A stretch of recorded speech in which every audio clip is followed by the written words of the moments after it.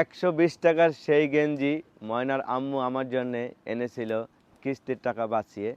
তো স্ক্রিনে দেওয়া আমাদের এই ভিডিওটা এত ভালোবাসছে মানুষ যে 13 মিলিয়ন 1 পয়েন্ট ভিউ আসছে। তো আপনারা এতটাই ভালোবাসছেন। আর আমরা ভিডিওটা করেছিলাম কিন্তু খুব সাধারণভাবেই, আমাদের তখন অতটাই কেয়ার ছিল না যে আমরা ফেসবুকে ভাইরাল হব, কিন্তু আমাদের ভিডিওটা আসলেও ভাইরাল হয়ে গেছে। সেখান থেকেই কিন্তু ফেসবুকে একটু জায়গা পাওয়া। তো ভিডিওটা দেখেন, আপনাদের আবার ভালো লাগবে। আজকে আবার কোন মতলব তোমার, খুশি কেন? তো একটা কথা কইতাম। কি কথা কইবা কও? তুমি কিস্তির টাকা 500 থেকে গেছিলে না? হ্যাঁ, সে 500 টাকা দিয়ে 400 টাকা কিস্তি দিয়েছি, আর 100 টাকা ছিল না, তোমার লাগে একটা গেঞ্জি আনছি।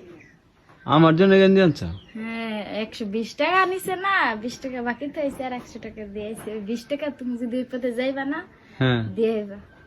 তুমি 100 টাকাতে আমার গেঞ্জি কিনছো কা? বিকেলে মাছ কিনা যাইতো না? মাজা কাকতে না খাইলে কি হইব? হ্যাঁ, মাজা কাকতে না খাইলে কি হইব? কিছু হইব না। কিছু হইব না? না, তুমি গেঞ্জি কিনে আনছো? গাই দাও তো, দেখে কেমন দেখা যায়। হ্যাঁ, গাই দাও। গায়ে দেবো? হ্যাঁ, দেখবা। সাদা গেঞ্জি দেখাও তো। হ্যাঁ, এই দেখো।